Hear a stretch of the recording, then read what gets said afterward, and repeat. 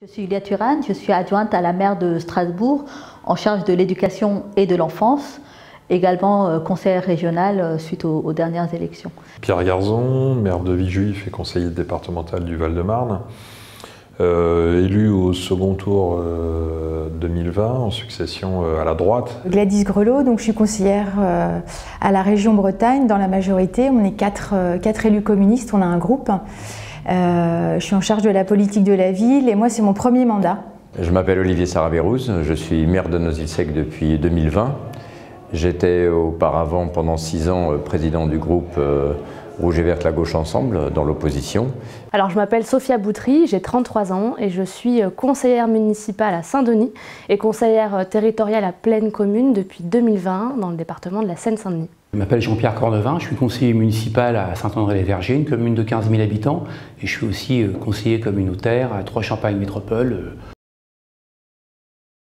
C'est justement avoir de quoi être nourri, tant en termes de contenu, d'éléments, de dossiers, d'informations, mais également en termes de réseau.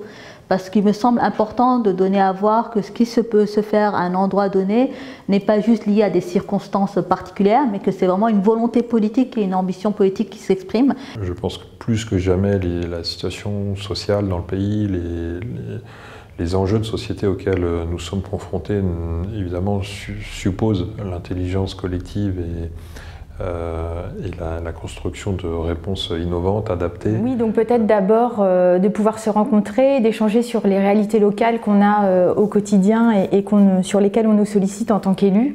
Une association comme la NECR est déjà utile dans sa fonction primaire qui est je pense, de permettre le débat d'idées, de permettre les confrontations, de permettre les mutualisations de pratiques, d'actions.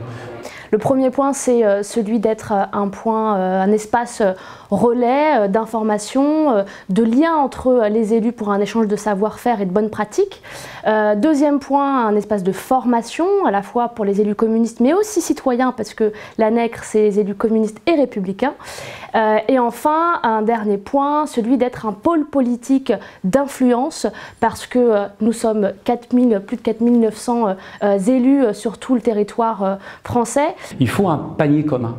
Il s'agit de faire partager à l'ensemble des élus de France, les élus communistes, ce qui se fait dans d'autres départements et qui bien souvent est complètement ignoré. Donc si on pourrait avoir un panier commun de ce qui se fait, ça peut aussi être quelque chose d'assez dynamisant. Je pense que la réussite, la victoire passe par la confiance, permettre aux populations d'adhérer à un projet politique.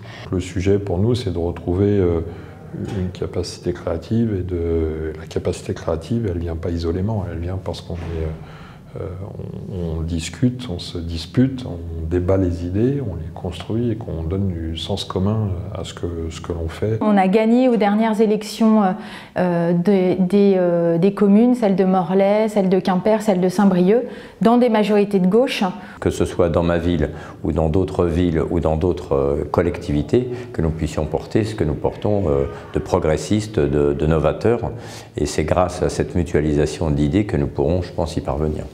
Ça se fera de manière très concrète avec l'élaboration d'un projet, d'un programme qui se fera à la fois avec l'ensemble des concitoyens mais aussi des différents partis politiques parce que notre ADN c'est celui du rassemblement. Donc on réussira à préparer ce projet-là avec différentes forces politiques, mais aussi ne pas oublier l'expertise des citoyens, des habitants que l'on a dans chacun de nos territoires. Et enfin, je dirais qu'il faudra axer sur 2 points, 2 idées, celle de la ville qui protège et la ville qui innove. En tout cas, il y a de l'espoir et on gagnera.